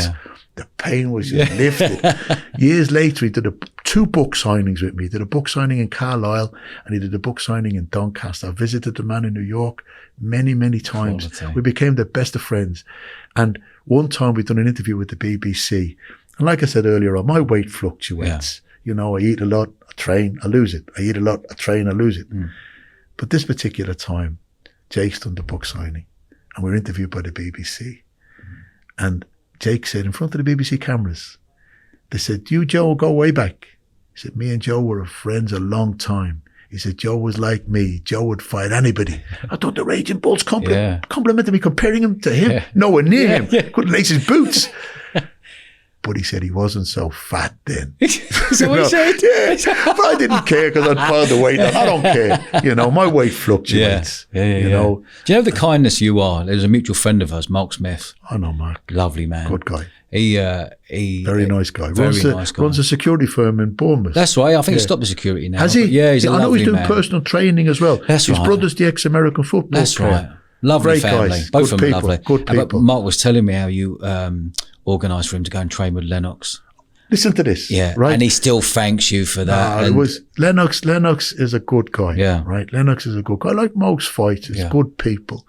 And Lennox was visiting a friend of his. I think it might have been Spencer Fearon. Spencer's, I think, a cousin of Lennox. I'm sure it was. If it wasn't Spencer, it was something to do with Spencer. And they were raising money for a particular gym. Now, Lennox got to put his hand in his pocket like he's done many, many times. People don't give Lennox the credit that he deserves for being charitable. Lennox has done so much for charity, the same as Mike has. These are good people, kind, decent people. But Lennox, they said, we don't want you to put your hand in your pocket, but if you could do a bit of a training session and a bit of a lunch with 100 people, and we get some contributions of these 100 people. A select 100 people, right? So Mark had said to me, I'd love to meet Lennox, Joe. So I said, well, look, I can organise you and a friend as being one of these 100 people, but you've got to give a little contribution to the cause, right? I said, you get to train with Lennox and you get to eat with him and talk with him. He said, Joe, dream come true. I'd gone down with one of my security men, GT, and I didn't train. I wasn't training at the time. Neither was GT. But Mark was training. But Mark's punching the bag before Lennox arrived. This is true. So next to all, Mark gets the tap on the shoulder. Excuse me, you're recording. Mark gets the tap on the shoulder. So he turns, and Mark's a big man. Yeah, he's a big lump, And he turns around and his eyes is on the chest of this powerhouse of a man, Lennox Lewis. So he looks up and Lennox goes, the class hasn't started yet. And Mark's looking up. But it was his first confrontation with Lennox and his first meeting with Lennox. And Mark laughed. But he said, my God, Joe, he's a big powerhouse man. I said, Mark, I know how big and powerhouse he is because I said I faced him in the ring. And he is an incredible fighter. Doesn't get the recognition he deserves as a champion. Because he was in the limelight of Mike Tyson. But Lennox is a great champion. It was a great fight. Great wasn't it? champion. What are your thoughts on Saudi these days? Everyone going out to Saudi for the big money. I think it's great. Yeah, I think it's it's brilliant. I really do believe. It's kind of gone from Vegas now. It's going straight to Saudi, big dollar. There isn't the atmosphere, though, that it creates in the UK. There isn't the atmosphere there. The thing is... But there's the pound note. with the Saudi royals, Yeah. they respect the warriors. Yes. Because they come from warrior races themselves, the nomadic tribes in the desert years ago, and their battles. So they're descendants of warriors. So they respect the fighters today, and they are giving them their just rewards, the big paydays. And looking after them. Minding them properly. And I love good it. flights, good hotels, good I love food. it. Agree. I think it's great. Agree. You know, and with this, it's bringing more fighters into the sport. Yeah. And with the success of the YouTube fighters, which I think is fantastic, I think it's incredible because you've got hundreds of millions of people watching on the YouTube, whereas terrestrial television only has so many millions. Sky Sports has only so many millions. Box Nation has only so many millions. BT Boxing has only so many millions. The YouTubers, hundreds of millions. Now, if a small percentage of these YouTubers watching the YouTubers box suddenly think, I like this sport. This is an incredible sport.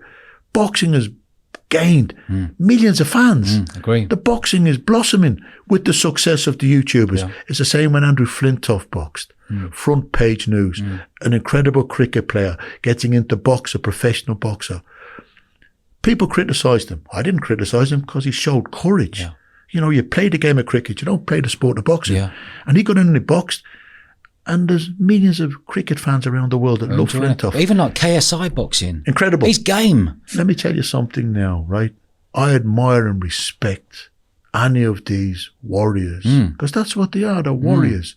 In their prime, if you had to put your car on it or house on it, who would win, Muhammad Ali or Mike Tyson? Muhammad Ali. Okay.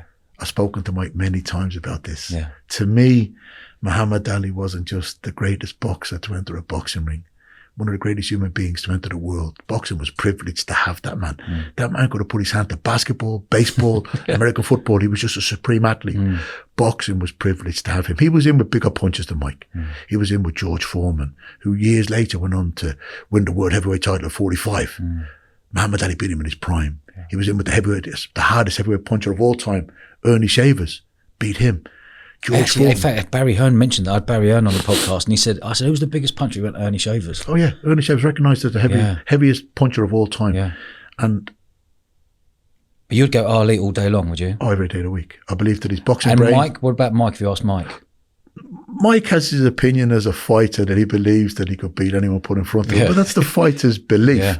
Even fights that I was getting in, I had no chance against Lennox Lewis. I had no chance. But in my heart and in my head, I believed I could win. You sort of hope that they have a bad day and you need a special day. But it's the fighter's spirit. So now today, you're 58. 58. And you called out John Fury. No, I didn't call out John Fury. Did you not? No. Who? Did John Fury call you out? John Fury, no. John Fury has made a statement saying that he would fight any 58-year-old on the planet. Yeah. He's the toughest 58-year-old on the planet in his mind. Yeah. Now, I'm 58. I don't think I'm the toughest 58-year-old on the planet, but I believe on my day, I could beat John Fury. So I just said, I'll take up that challenge. I said, I'll have a go. John, you want it? Let's get it on. Do you know John Fury? Yeah, I know him, man. I like John. Can you text him and say, should we get it on? Would he reply? I've got his number. Yeah. You know, I haven't texted him. No. I haven't phoned him to get it on. I've just made a video to say, you've called out Mike Tyson. Now, no disrespect to John Fury. He's not in the league of Mike Tyson, but he's a fighting man. John's like me. He's a man of courage. We weren't any good. Dodge, neither of us were any good. We were just tough men. Yeah. But two donkeys make a great race, right? And I believe that John Fury never fulfilled any potential because he would have been working on a building site and then going to fight. Yeah. I was the same. I never really fulfilled any potential. Not that I had any, but I was working 3 jobs, sleeping, eating, training as much as I could in between working 3 jobs. Why would you want to fight John Fury? Well, it's not, why would I want to fight him? He's put down a challenge. But why would you want to take that challenge? At this stage in my life, I'm 58 years of age. I want a challenge, you know. I haven't been in the boxing ring in 20 years, but I haven't cycled a bike in 20 years on the streets either. But I know I could go out onto a cycle bike, a bicycle, and cycle around the streets of Bournemouth. I'm not going to win Tour de France, but I could cycle a bike, you know. I haven't been in a boxing With the ring. old tight yellow shirt on. Yeah, I haven't been. Oh, listen, I haven't been in a boxing ring since I was 38. Yeah. 20 years. Mate, I reckon But I know- you'd pack a place out if you were fighting John. Listen, let me tell know you that? something now, Yeah. right? I don't Are like. you doing it for the money? Oh, well, I'm not going to do it for nothing. No, but would you I be... don't want a trophy. I want a payday. You want a payday? Of course. Is that the biggest motivation for you? No, not really. Okay. I don't drink. I don't smoke. I don't take drugs. Yeah. I've got a nice job. Yeah. I listen.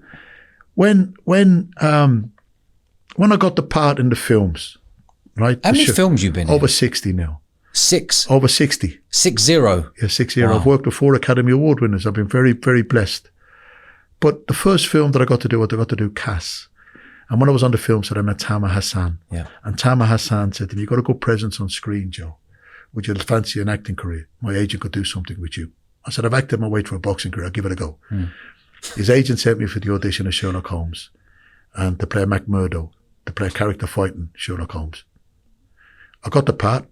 They sent me to the read-through. My nameplate, Joe Egan, next to Jude Law, Robert Downey Jr., Eddie Marson, Rachel McAdams, who after I got the Academy Award for Southpaw, sitting opposite Joel Silver, the CEO of Warner Brothers, Guy Ritchie. And Guy said, "Joe, I've been trying to get you in one of our films for a long time." I said, "You're joking." And Robert Downey Jr. leaned in. "This is Iron Man." Yeah. And he said, "Joe, you come with a fearsome reputation." I couldn't believe these people even knew me. Yeah. Anyway, we travelled down in a minibus to do the practice fight. And Guy said, "How are things, Joe?" I said, "Things are okay, Guy. I'm making ends meet. Same as I'm making ends meet now." Yeah. He said, "Has your agent told you how much you get for the fight scene?" I said, "Guy, I never even asked. I'm just so honoured to be in your film." yeah. When he told me how much I was getting for the fight scene, it was more than I got in any of my professional fights. I was deadly serious, Dodge. Yeah. I said, "Guy, for that money, Robert Downey Jr. can really hit me. You can kick me as well if you want to." It was more than I got in any of my professional fights. And he started laughing. He said, "Joe, I don't want you being beaten up." I said, Guy, for that money, I'd do a few weeks in hospital." Yeah.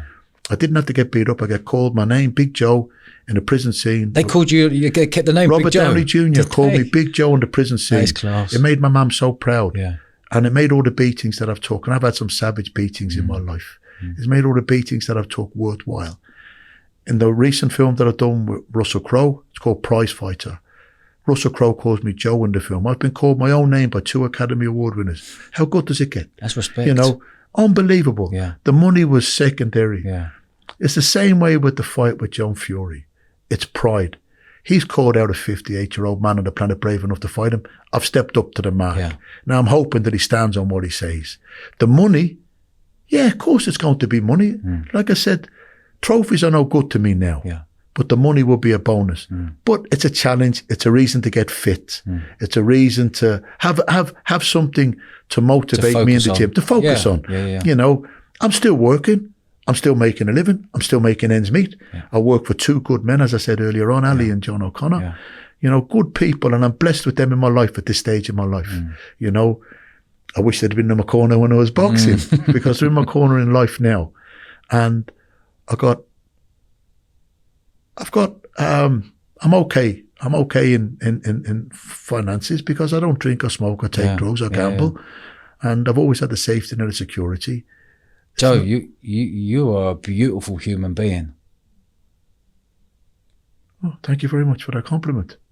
Mate, I've sat here for 2 hours. You are a one kind human being with a massive heart and soul. It's just really powerful, mate. Thank you. I try to be the best I can be. That's all we can in life. Just try our best. You're a kind man. You're a good man. Oh, I got a lot of kindness in me. Yeah, mate. You got a lot of. I've got the same friends I've had since I I was a know. little boy. I can imagine. I can imagine, mate. Jesus, It's like you got that aura about you that everyone will want to be with you and everyone will be kind to you and nice to you. And the way you correspond to people back and forth and get back to everyone and be kind to everyone, that's special, mate. There's not many people in this world like that these days. Caught me off guard with that compliment. I mean it. I know, thank you. But And I really appreciate you coming down. It's great. I travel down memory lane. Yeah. But I've had hardships in my life. I remember the first time I got put down. I got to listen to it. Can I tell you the story? Yeah, mate, go for it. My dad used to call me for my runs in the morning, and I never liked running. And he used to say, "Drag yourself out of bed, son. It's like dragging yourself off the deck when you get decked." I said, "Dad, no one's going to deck me. My chin's granite." And that's what I believe in the John Fury fight. Right? I believe my chin is still granite. I've been hit on the chin by 3 heavyweight champs of the world: Lennox Lewis, Mike Tyson, and Bruce Seldon, and they didn't knock me out. John got hit on the chin by 1 heavyweight champion of the world, Henry Akinwande, and he got knocked out. So I believe that on the night of the fight, and I hope it happens, that my chin will stand up. If anyone listening to this or watching this on YouTube want to see this fight, please leave comments below. Yeah. Let's see I it. believe- Let's I see it. believe- I want to see this I believe happen. I believe the YouTubers, Want it happen. KSI, Mams, and his management team, KSI's management team. I believe that John has upset a lot of the YouTubers, Yeah. throwing chairs and disrespecting them. These are young children, young men, young women, adults. You know. That How he's- do you feel about John Fury throwing chairs I and don't tables like around? that. I don't like that because boxing doesn't just need great fighters; it needs great ambassadors. Yeah. And I think John's letting the sport down with his conduct. Yeah. You know, I don't like that conduct, and the fact that he's been aggressive towards these people that are fans of the sport. You know, that are potential fans that are going to bring in more fans. Yeah. Don't disrespect the sport. Don't carry on like that. You know, carry yourself. Your son is the heavyweight champion of the world. You know, carry yourself as an ambassador for the sport. But he's letting the sport down with his conduct. But when we fight, if the fight happens, I believe that my chin will stand up to his punches better than his chin will stand up to my punches. What We're weight- not going to be dancing around the No. ring. We're too old for that. Yeah. We're not going to be throwing combinations. We're too old for that. We're going to stand in the center of the ring and we're going to hit each other as two gladiators. We're going to hit each other. We're going to hit each other as hard as we possibly can with what's left in our tank, right? And at 58, I think there's a bit left. I'll have a good training camp that I've never had the luxury of before. John will have a good training camp that he's never had the luxury of before because we would have been working and then going to fight. Who can make John Fury, Joe Egan fight happen? The YouTubers, Okay. they can make it happen. Yep. KSI's people can make it happen.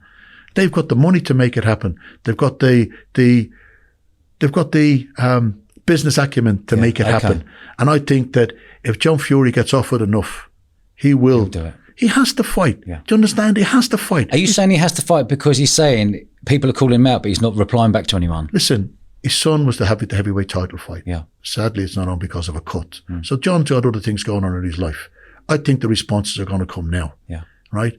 And the thing is, he's got to stand up to the mark. He's thrown down the challenge. I've accepted the challenge. You know, he's a fighting man. Stand up to the mark. Yeah.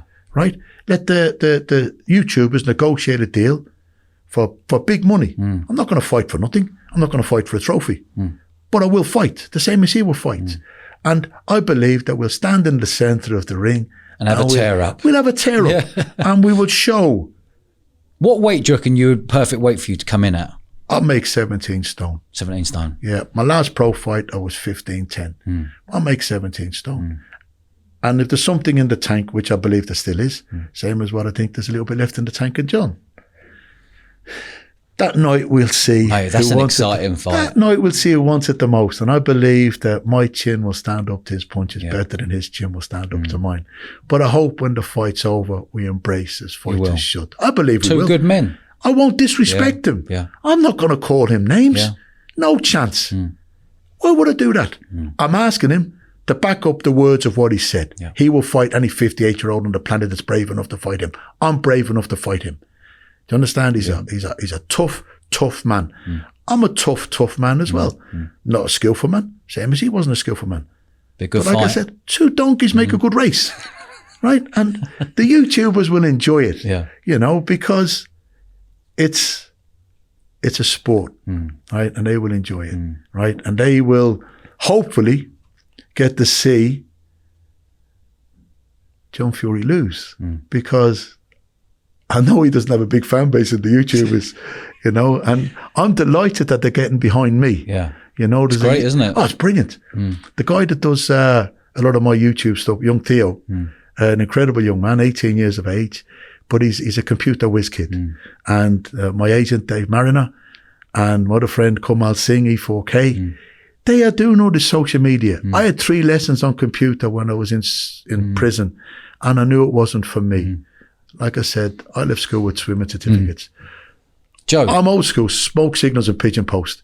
These are incredible what they do. This is great, mate. But Joe, let me tell you about when I got put down first. Joe, before we finish up here, Yes. where can people find you on social media? Oh, okay. There's the TikTok, Big Theo.joe.egan. Yeah. Because I had to do a little video last night for Theo. Yeah. Then there's the Twitter. Yeah. The YouTube. Just before we finish up, Joe. Can I tell you about the first time I got put down? I want to tell you this story, please. Go on then. Right. My dad used to call me for the runs. And I didn't want to go run. He said, drag yourself out of bed. It's like dragging yourself off the deck when you get decked. So the first time I got put down in the Acropolis Games, the Greek, my left eye was damaged. I'd won 2 previous fights and my left eye was damaged. But I'm now getting into the medal stages, the bronze medal. And if I win, I'm going to get into the final. So my cornerman wanted to not let me box. I said, no. My eye's not completely closed. I can see. Yeah. They said, Joe, your eye's badly damaged. I said, if the doctor passes me, I'm okay to fight. The Greek, who'd got a bye and only 1 fight, would have got a bye into the final and would have had 2 byes into the final with 1 fight. He would have been fighting a man in the final with 3 fights. Yeah. So they let me box. Even though my eye was damaged, the Greek doctor let me box in Athens. So lo and behold, and I've come out of the medical, I said to my cornerman, I'm allowed box. They said, Joe, your left eye's badly damaged. I said, I'm okay to fight. The doctors told me I'm okay to fight. I've only got 1 round in me before my eye was going to close. So I went at the Greek in the first round. I couldn't do much. He was too powerful. My left eye closed completely. Second round, I didn't see the punch coming and he caught me and I'm on the deck. I didn't even know I'd been hit. I never felt it. And I'm on the deck. I'm lying flat on my back. So from the moment he hit me to where I fell to where I'm lying flat on my back with my right arm like this, trying to find my bed sheets. I was in bed. I'm asleep, but I'm looking for my bed sheets, right? Anyway, my cornerman thought I was calling him into the ring. I wasn't. I was looking for my bed sheets on the flat of my back in the center of the ring. And I turned onto my left-hand side. My left eye was completely closed. And I saw with my right eye the referee go 5. And I went, I'm on the deck here. I got to my feet. My 2 cornermen were in the ring at that stage. And I staggered into their arms. And I got beat on my feet. My first pro fight in round 6, I got put down as well. But I got up and went on to win. They were the 2 times I was put down. I was tired in round 6. I got put down, but I went on to win. With the fight in Greece, I was wounded and I got put down. But I remember phoning my dad after the fight, who told me it was like dragging yourself out of bed. My dad must have been put down at one time in his life. Anyway, I rang him. I said, Dad, I've won a bronze medal. He said, well done, son. I said, it was like what you said, Dad, dragging yourself out of bed. You got decked? I said, I'm all right, Dad. My left eye's closed, but I got up and I got beat on my feet. I've had a roller coaster of a life, but like I said earlier on, my analogy of life is when you're on a life support machine, and I've been on a life support machine, your heart beats, the monitor goes up, your heart beats, it goes down, your heart beats, it goes up. When you die, you're flatlines. And life is like that, peaks and troughs. And I think you've got to experience the lows to appreciate the highs. And I've had a lot of lows in my life. I've had a lot of highs, not talking drug highs because I don't take drugs, but I've experienced a lot. Both ends of the Richter scale. I've got to say, like, this podcast is called Eventful Lives Podcast. This is the epitome of an eventful life. And you know what I've learned from this? I've learned so many things from this couple of hours, but the biggest thing I've learned from this is that I know you've had a really tough time the last couple of years with your mum and dad, maybe, but listening to you talk now passionately, your old man and mum will be so proud of you sitting here today telling this life story. 100%, mate. Thank you. Thank you. I've loved it. I've loved every minute of this. I've enjoyed it. You're a proper gentleman. Thanks, Dad. You're a proper gentleman. Thank you. Yeah. I pride myself on my manners. You are well mannered, mate. Everything that you've got, you'd want your kid to be brought up with, and that's well manners, polite, respect, discipline, all the beautiful things that my old man brought me up with, old school, and that's where we are today, mate. And I really thank you coming down here. My pleasure. I've loved it, mate. So I've enjoyed it because I travelled down memory lane. You're a gentleman. And thank you very much. Good man, Joe. Thank you. Nice one, fella.